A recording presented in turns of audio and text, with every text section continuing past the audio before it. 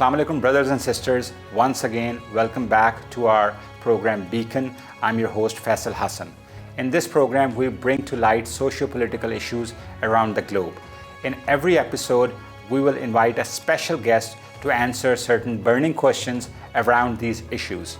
The issue we have chosen today to discuss is related to Iran's nuclear negotiations with the P5+1 pact, and by +1 it means United States. Biden wants Iran to get back in the nuclear agreement, whereby Iran should stop enriching uranium, and Iran wants all sanctions to be removed first before they even sit on the table. At the same time, Israel just does not want this deal to go through at any cost. As of now, the negotiations, they have not seen any success. They've resumed last week after they were on a pause for a couple of months. They were stalled. They resumed back in Vienna, and the first meeting did not go well at all. They said, according to the media, it was just 1 hour long, and then all the parties, they just walked away. Today, we have a special guest to discuss this issue. He's from Tehran. His name is Mr. Fouad Izadi. He has written various political journals around the globe. He has written various articles in international political journals. He is an expert on Iranian international political affairs. Today, we will ask him a few questions. He will share his outlook and his outlook on where he views Iran on this burning issue about the negotiations. Okay, Mr. Izadi, welcome to our program. We want to welcome you. Assalamu alaikum.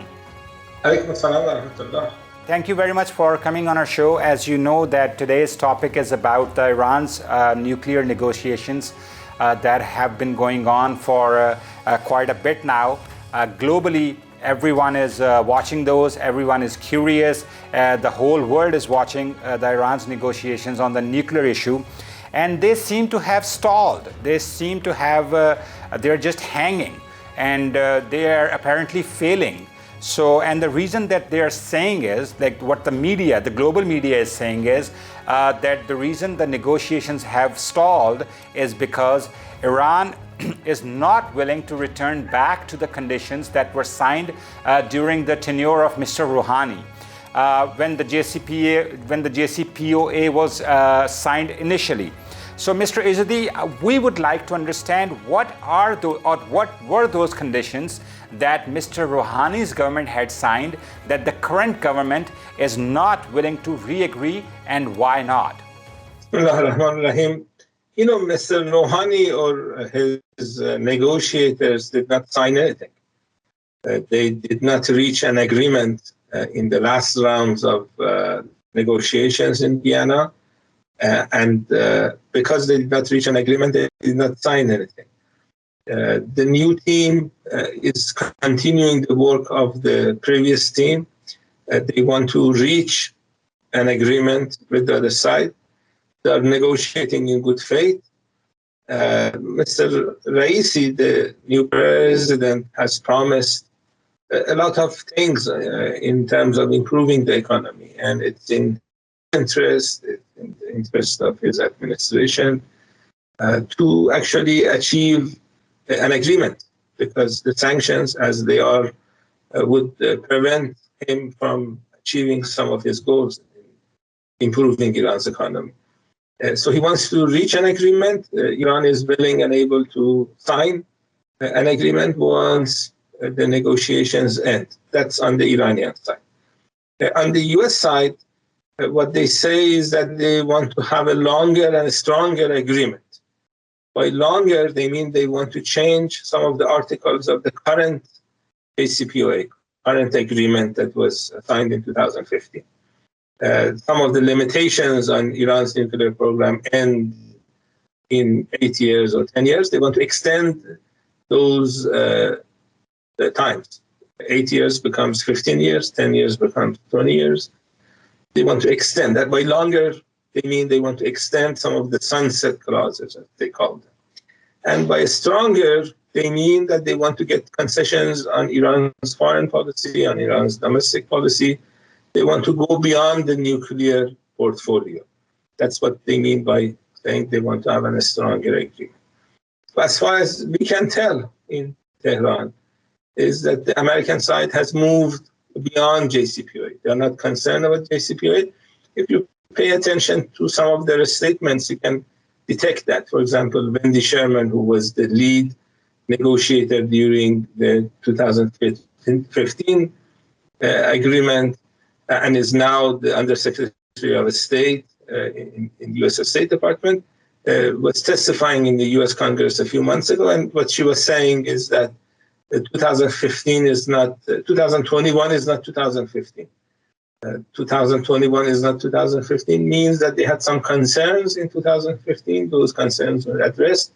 They want to get more out of what they are doing now. And as long as the U.S. side wants to change the text of the current agreement, and as long as they want to get concessions from Iran beyond the nuclear portfolio, I don't think you will reach an agreement. And since this is the problem, they have started a blame game because they are not doing what they're supposed to do. They want to blame Iran for not achieving agreement, and that's why they're coming up with those type of excuses. So my suggestion is that listen to what the Americans say, but don't take them very seriously. Okay, very good. I mean, following up on that is that it's very clear now that Iran has been going through a very, very tough time in terms of inflation. The currency has plummeted. It's going through a downfall. And the prime reason is obviously the sanctions. Even the U.S. president, the last U.S. president, Mr. Trump, said that the most effective weapon we can use against Iran is economic sanctions. And Iran has been very loud and clear about this, that they want to have the sanctions removed first before they enter into any negotiations on JCPOA or if they want to revive that contract again. So it's clear that these sanctions seem to be working, they are very effective. I mean, if the president of USA is saying that, and then Iran is also acknowledging that we would like these sanctions to be removed first, it means they seem to be working. So why Iran is not showing any flexibility on the terms and conditions? I mean, the question is that on one side, Iran is desperate because of these sanctions, but on the other side, they're not willing to be flexible on any terms and conditions. So, what's the reason behind that? Iran has been flexible. You remember the Trump administration left the nuclear agreement altogether in 2018, and Iran stayed in the agreement more than a year after Trump had left, and Iran was following the agreement, every article of it, more than a year after Trump had left. So if Iran did not have flexibility, Iran could leave the agreement as well. Iran had the right to do that. It's because of Iran's flexibility that you still have the agreement. And right now, the Iranian side, as far as I can tell, does not have any problem with being flexible. The problem they have is that what do they get after being flexible? And the difficulty that Iran has is that the Americans promise a lot of things but don't deliver.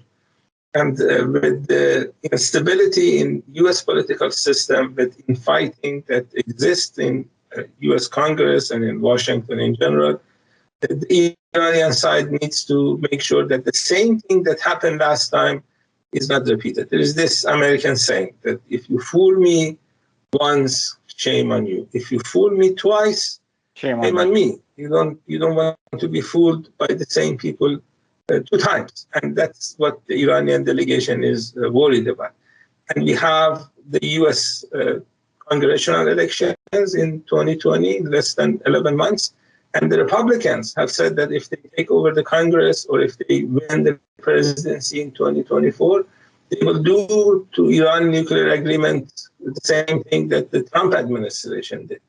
So when you have government that's weak in terms of staying with the promises that they make, the other side has to be extra cautious. And this is what you're seeing from the Iranians. Okay, this makes sense. So you said, fool me once, shame on you, fool me twice, shame on me. My question is actually related to that last time when Iran entered this contract, the supreme leader of Iran, Ayatullah Syed Khamenei, was not in favor of this. And he has been saying it from the beginning that these Americans are not trustworthy, the West is not trustworthy. And now that we have Mr. Raisi's government, who is supposedly, by the way, who is pro revolution or pro Syed Ali Khamenei, or Syed Ali Khamenei is on their side, and now they are entering negotiations. So this is kind of a change of heart as far as the supreme leader is concerned. Like a few years ago, he was saying that these people are not trustworthy, but Mr. Rouhani went ahead and Supreme Leader Syed Ali Khamenei kind of just went along with them, even though he did not agree with them. But now it's Mr. Raisi's government. So does that mean that the Supreme Leader of Iran is also recognizing that the sanctions are working and they need to be lifted? I mean, because he is willing to go into negotiations again through vis-a-vis Mr. Raisi. It shows that Iran is willing and able to negotiate. You know, Dr. Zarif, Iran's previous foreign minister, set a record in the number of hours that he talked to John Kerry, then Secretary of State in the United States.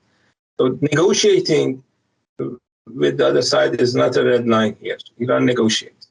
What Iran is worried about is that after you negotiate, you need to have a better situation than before. And that's not what happened after the first nuclear agreement that Iran had with the other side. And that's what Iran's leader was saying, that we need to be more cautious. Before Americans left the agreement. So it was shown that the leader's concerns were very much in place and needed to be addressed. And given that history, given that experience, the Raisi administration is going to be more cautious. Why? Because they don't want to be fooled two times. Okay, good. So now, and you have answered it very well. And let me ask you a very candid question, very straightforward. Can Iran survive as an Islamic system?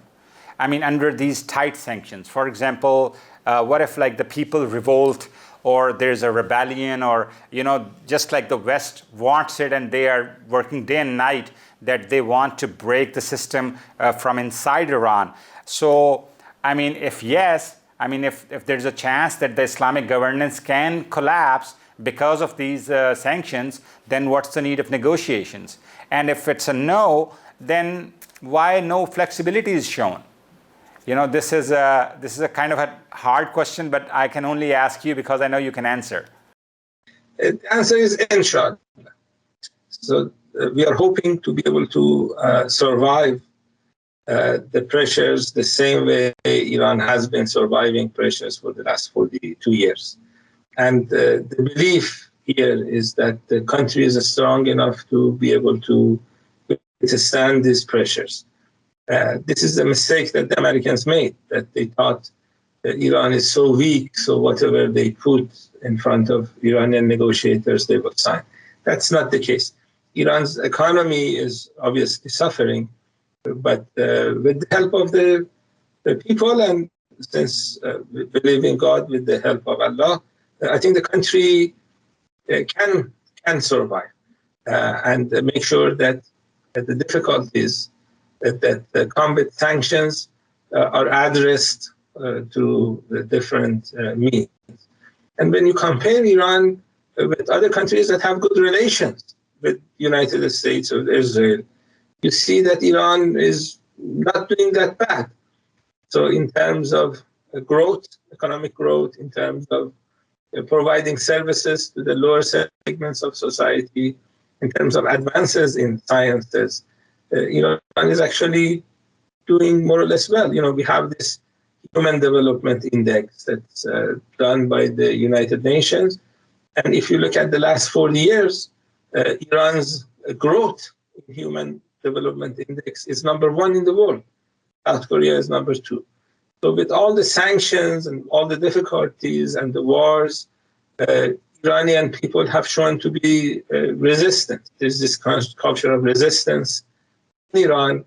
Majority of Iranians are Shia Muslims, and there is this culture of resisting against oppression, resisting against injustice. And the United States is the Yazid of time. So you need to resist against it. Yes, and that's my question. That yes, it's a yes. So that this is a relief that the Iran as an Islamic government can survive. They have a culture of resistance. They are followers of that school of thought where resistance is a part of our religion. So my question was that if it's a yes, then what is the even need of negotiations? I mean, they can survive. You negotiate because you don't want to lose in the blame game that the other side is engaging in. So you don't want to be identified as the party that was not negotiating. Okay. So negotiation is also part of our religion. There's no problem with negotiating with enemies. The problem comes when you surrender. When you surrender. Okay. This makes sense. Just a couple of more questions. Trump, like you said a few minutes ago, that now, one of their chief negotiators said that this is 2021 and not 2015. And so the USA wants to go above and beyond the previous JCPOA. One of the things that Trump wanted new in his after he walked away from the agreement is that first he wanted to tap Iran's missile program too, and this is going above and beyond just the nuclear issue. And then he wanted Iran's support to stop for other resistance movements in the region like Hizbullah, like Ansarullah in Yemen, and in Syria too. So if Iran does give away something, do you think Iran would compromise on these two? No, Iran's defense policy is not on the table. The Americans used to say that they oppose Iran because Iran is making a nuclear weapon and they oppose weapons of mass destruction. This is what they used to say. Last week in the US Congress, they passed a law against Iranian drones. Drones are not weapons of mass destruction. Generally, drones are used to monitor borders. They are very much used to engage in defensive purposes. So when they are sanctioning Iranian drones, the message is that no matter what you give them, they want more. And if that is the case, if they just want more and more and more, you're going to negotiate, you're not going to end negotiations because of the reason I mentioned, but you're not going to give in. So Iran is not going to accept these type of demands. The Biden administration has an option of realizing their past policies have been a failure. They have failed in terms of achieving foreign policy goals when it comes to Iran in the last 42 years. So they have one option of changing course and realizing that they have failed in the past. The other option is continuing the failed policies of the past. That's an option they have. Okay. My last question to you, Mr. Izadi, is that one of the countries who is not even a party to JCPOA, and we all know that country is Israel. So Israel is not happy with what's going on in Vienna. If there is a nuclear deal or if there is not a nuclear deal, Israel has made it loud and clear that they are against any kind of negotiations. They don't want to give any room or any kind of leniency towards Iran. And I was reading their newspaper today, actually, and the defense minister of Israel has actually given the timeline to attack Iranian nuclear sites to USA today. So they seem to be very serious. Israel seems to be very serious that they're against these negotiations of any kind or giving away anything on any issue to Iran. So how do you think this will be managed by the West. I mean, specifically these 5+1 countries, and this includes USA, their biggest ally. If the deal goes through, you think Israel will go for a real attack on the nuclear sites or on Iran in general? The Iranian leader has said that if Israel attacks Iran, Iran will destroy Tel Aviv and Haifa. And Iran has the capacity to do that. I think Israeli leaders, the occupiers of Palestine, realize that that's a serious issue, that Iran is willing and able to respond quite severely if Israel is attacked. And although they have done foolish things in the past, I don't think they're that foolish to engage in the military in a full-fledged war attack on Iran. So overall, I think these are scare tactics. This is a problem that they have. They have a number of Israeli and American specialists that are saying that Iran has lost fear of being attacked either by United States and Israel. They say that they need to bring that fear back. That's what they are arguing for, and what you're hearing from the Israelis is basically trying to scare people. The only problem they have is that people generally laugh at this type of a statement in Iran. They are not fearing Israel. They can respond to Israeli attacks with not much effort. Very good. So these are empty threats, and this is like the Supreme Leader has said too, that we need to win the psychological warfare too, and this seems to be a psychological warfare tactic by Israel. And Israelis, like I read them, and even if you cough, they say it's Iran. So they'll do what they'll do, and hopefully Iran will get through this. We want to thank you very much, Mr. Izadi, for your time today. All the questions and all the light that you shed upon the issues, it was really helpful. And we also hope that our viewers, they are benefiting from your opinion, from your answers, and from this program. We want to thank you very much for coming on the show today. Thank you for the invitation. Pakistan is a friend of Iran. We have a long border, and we have brotherly relations, and unity within the Islamic Ummah is going to be a factor in opposing the pressure that's the difficulty that's coming from the other side. Inshallah. Thank you very much for your time today, sir. Thank you. Khuda Hafiz. Khuda Hafiz. Dear viewers, I'm sure you just heard Mr. Izadi and the summary of our conversation. We asked him a few questions about Iran's nuclear negotiation issues that have been going on in Vienna right now. They were stalled for a few months, but this week they have restarted again, and the whole world is watching them. And according to Mr. Izadi, his learned opinion, he says that Iran is not willing to negotiate. Iran is not willing to step back. This is a psychological warfare. Whoever blinks first loses, and Iran is not willing to blink first.